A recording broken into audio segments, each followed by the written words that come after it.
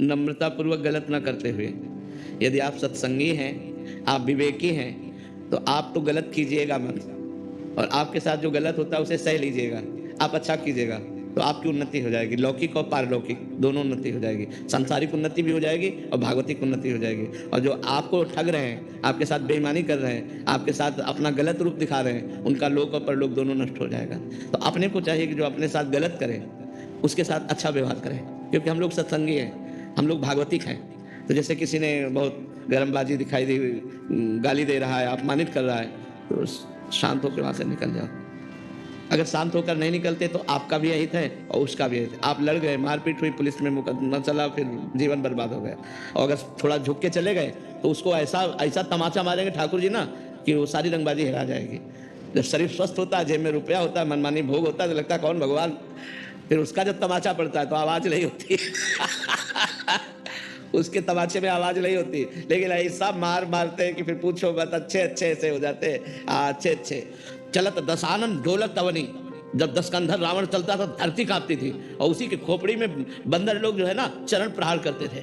जब खोपड़ियां काट काट के भगवान ने गिराई ना तो प्रहार करते थे। लहान कोकुल रोवन हारा, राम विमुख हस हाल तुम्हारा, लहान कोकुल रोवन हारा।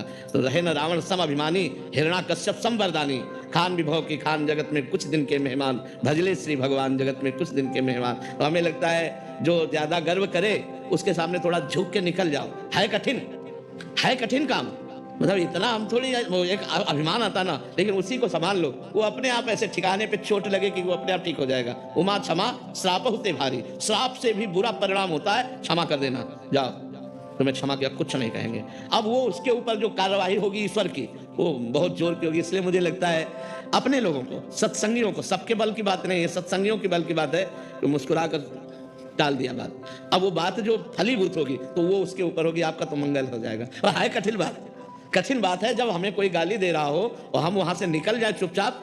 ऐसा एक गाली सुन लेंगे तो शांति ही सबसे बड़ी बात है। नहीं तो अगर हम झगड़ा करेंगे तो फिर पुलिस का केस दोनों के ऊपर बनेगा। तो हमें लगता है अपने परेशानी को बचाने के लिए, अपने को उन्नतिशील करने के लिए हर जगह से अपने को बचाना चाहिए। जी। साक्षी मिश्रा जी, इंदौर से। राधे राधे महाराज जी, आपके चरणों में कोटि कोटि प्रणाम। गुरुदेव भगवान, भक्ति और भाव के बीच क्या फर्क है? दोनों में ज्यादा भक्ति साधन है और उस साधन का फल भाव है, अलग नहीं है। भाव भक्ति का ही फल भाव है। जब भाव आ जाता है तो भगवान की प्राप्ति के नजदीक होता है। भाव बिन सुनी पुकारे मैं कभी सुनता नहीं, और भाव प्रेरित तेर ही करती मुझे लाचार है। भाव से मुझको बजे तो भाव से बेड़ा पार है। भाव आ गया तो फिर क्या, भक्ति का साधन है, भक्ति साधन है और भक्ति का फल है ये भाव। भाव आ गया तो भाव में डूबा हुआ जब भगवान को पुकारता है या भगवान को भोग लगाता है या भगवान की जो भी सेवा करता है वो प्रेममयी सेवा होती है। भाव का भूखा हूं मैं और भाव ही एक सार है। भाव से मुझको भजे तो भाव से बेड़ा पार है। भाव बिन सुनी पुकारे मैं कभी सुनता नहीं, भाव तेरे ही करती मुझे लाचार है। तो वो भाव आना कठिन है ना, साधन करो धीरे धीरे आ जाएगा। असंभव नहीं है, कठिन है। देखो भाव से सबरी जी बेर चख कर भगवान को पवाया तो भगवान अखिल लोक ब्रह्मांड नायक, विश्व का भरण पोषण करने वाले भगवान सुदामा के हाथ से तंदुल छीन कर खाते हैं। रबड़ी रसगुल्ला वो थोड़ी है, तंदुल है जो कोई नहीं चबाना चाहेगा, वो छीन कर खाते हैं। विदुरानी के हाथ से छिलका खाते हैं। ये क्या है? भाव। ये है भाव। वो भाव में उनको होश ही नहीं, गूदा फेंक देते, छिलका मुंह में लगा देते। भगवान छिलका बड़े भाव से पा रहे हैं विदुरानी जी के केले का छिलका। तो भाव एक बहुत बड़ी वस्तु है। भाव मिल गया तो भगवान मिल गए। भाव भक्ति से आता है। जब हम नवधा भक्ति करते हैं तब भगवान का भाव आता है। जी, इनका प्रश्न है कि श्री जी की सेवा करते समय मन का समर्पण और संवेदनशीलता कैसे बनाए रखें? जब हम नाम जप करेंगे, वाणी जी का गायन करेंगे तो श्री जी से अपनापन हो जाएगा। देखो, एक पड़ोसी के बच्चे को दूध पिलाना और एक अपने बच्चे को दूध पिलाना, अंतर हो जाएगा? नहीं अंतर हो जाएगा? पड़ोसी के बच्चे में है कि, लेकिन अपने बच्चा, अपना बच्चा।